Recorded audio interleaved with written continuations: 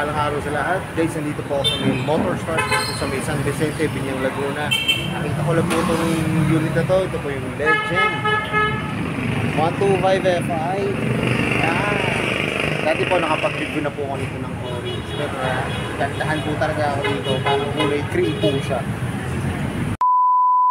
Pero pag bago pala po sa akin channel, subscribe naman po at pa yung notification bell para update po kayo sa aking mga videos. Tara guys, simulan natin itong review. Guys, nakita ko lang itong Motorstar Easy Ride 125 Fi. Ano po eh, nagandahan ako sa kulay. Yan, review lang po natin to. Dati guys, nakapag-review na po ako nito kung orange. Ganito po siya, orange and black. Ganda rin po niyan guys, goods yan. Pero review po natin to kasi talagang ito po talaga yung mukhang vintage look. Ano siya, cream na orange na kombinasyon, no? Kita nyo naman, no? Pati ganito niya, yung footboard niya, napakaganda. Simulan natin yung review. Tatakbo ng gulong nito ay Yuansing 90 by 90, 12 volt sukat, tubeless na to guys. Yun naman, ang ganda po ng mags. Ganyan disc, simple lang po, bilugan po, 3mm po ang sukat. Kanyang fender sa harap, hindi kasi po, ganda, vintage look po. Talagang may guhit lang o. Silver, black, and red. Agay ditong Motorstar. Acrylic to guys ha. Ito yung acrylic siya. Easy Ride Motorstar 125 Fi. Magandaan ito guys, LED na siya. Ito yung park light saka headlight, LED na rin. Likod na gulong po, 110 by 70, 12 po ang sukat. Yung muffler niya po, ganda. Ganda ng design. Yung heat guard niya po ay chrome plated. Taillight, LED, pati po yung magkabilang signal light niya ay LED rin po. Ito po ilagay ng plaka. May reflector po dito. May ilaw to guys sa pag tumatakbo kayo para kita natin plaka. Reflector din po sa magkabilang side para pag naliko. Kagandaan nito, may built-in na rin po siyang grab bar na lalagyan nyo na lang po ng top box. Glossy siya na black, oh. Ganda. Ito po yung kanyang crankcase. May logo po siyang Motorstar. Nakalagay po Motorstar. Chrome plated po siya. Kanyang kickstart at side stand po ay glossy na black. Ito po yung tapakan ng angkasan. Matte black po. Ganda.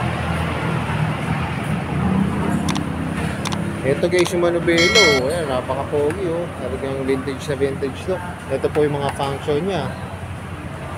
Passing light, high and low, busina, signal, kill switch, park light, electric start. Yung nga lang guys, ano lang po siya. Electric start po siya. Wala siyang kickstart. Throttle niya, malutong. Ito po yung kanyang brake lever. Lambot. USB port, pero po siya guys. Ayan. Yung pocket niya, malalim. Pwede po yung cellphone, wallet, bottled water, kasyang-kasya. Magkabila po yan, meron din siyang pocket sa kabila. Sa susiyan naman po, ito po yung susi. May nakalagay po na Motorstar. Ang function lang naman po ng kanyang susi pagka po ilalak nyo po yung manubela tapos pag i-on nyo na po. Wala lang po siyang battery ngayon guys, kaya hindi natin ma-activate. Pero ito po ay digital gauge panel na po. Ito po yung sabitan ng pinamili nyo. Guys, may hook siya rito. Pero guys, ano ko lang sa inyo, mga 1 kilo lang po ang isapit nyo. O kaya helmet para hindi po masira. Kasi iba po yung design ng kanyang hook. Sa footboard naman po, yan, spacious po, malaki po yung dalaman ng ating paa. Sa ang ganda po kasi glossy siya na orange. Yan, napaka-pogi. Sa upuan naman po, yan, ang laki po. Ano na po siya eh, para na po siyang flat seat. May naka-engrave po dito ng Motorstar. And guys, ito na po yung kanyang susian. Hihitin lang. Yun, sumunod na po. Okay, so kita nyo naman, oh. Spacious din yung kanyang U-Box, no? Talagang ganda po ng design nito. Ayan, baka vintage po talaga. Ito po, may hook siya rito para sa helmet o kaya yung pinamili nyo. Yung ilalim po ng upuan na ginamit na material ay plastic na black. Sa gas tank naman po, kita nyo, may plastic, may pairings po para iwas gas-gas. Ito po yung gas tank. Ito po yung gas tank cover. Okay, ganda. Ano po siya, nasa gilid. Hindi po yung karaniwan po nandito sa gitna. Di ba yung baon nandito? Siya po nasa gilid. Ayan, yung box siya malaki po. Pero hindi po kasyang full face dito. Saka half face din ko, hindi rin po kasya. Nga po, maganda po yung design. Ganda po ng kanyang U-Box. Saka yung upuan nga po, pakita ko po yung material na ginamit. Ito po yung magaspa. Para hindi po nadulas yung ating puwet pag nagda-drive po. Yung ating mga back ride. Tsaka nang na po siya. Camel back po. Saka maganda po kasi malaki po yung upuan. So yun guys, yan. Ganda po ng unit na to. Kaya ako naghahanap po kayo ng vintage look. Pasyalan nyo na to guys. Kasi mas maganda to pag makikita nyo ng actual yung unit. Alam ko ito na yung inaabangan nyo. Magkano ba ngayon tong Legend 125 Fi? Tara guys, tingnan natin yung price. Guys, ito pong Easy Ride 125. Yan po yung kanyang SRP. Kita nyo naman, oh. Kung naghahanap po kayo ng budget bike na vintage look, ano naman, vintage look. Oh, saan pa kayo? 63,000. 63,000. Medyo may kamahalan lang po pag kukunin siya ng installment. Malaki po yung kanyang down payment. 20,700. Ito po yung kanya 6 months, 7,750 pesos. Kanya 12 months, 4,075 pesos. 18 months, 2,850 pesos. May rebate po yan na 400. Kaya magiging, kunyari, 18 months po, magiging 2,450 na lang po yan.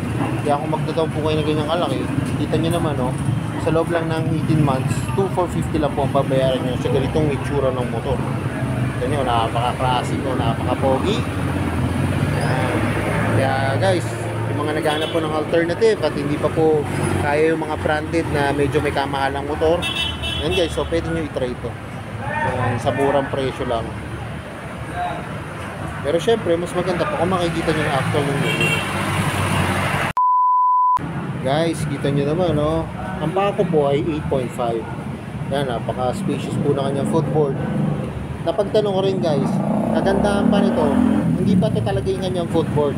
Meron po silang ilalagay dyan na rubber matting po, kulay orange pa. Kita nyo naman, no? Terno lang talaga. Kung talagang naghanap ko yung vintage look, saka classic look, nako, ayos na ayos po ito. Saka kung ganito po yung driving position, ganyan po yung paa nyo, pwede po, o kaya nakaganyan po kayo.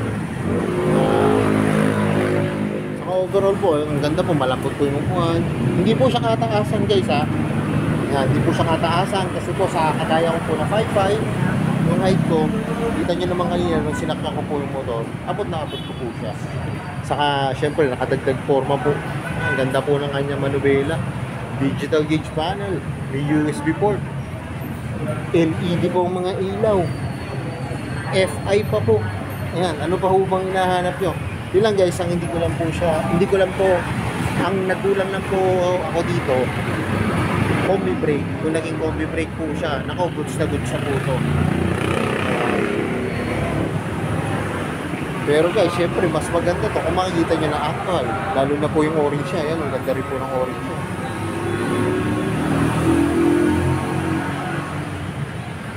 So yun guys, hanggang dito na lang. Kung bago lang po kayo sa aking YouTube channel, pa-subscribe naman po at mahit ang notification bell para updated po kayo sa aking mga videos.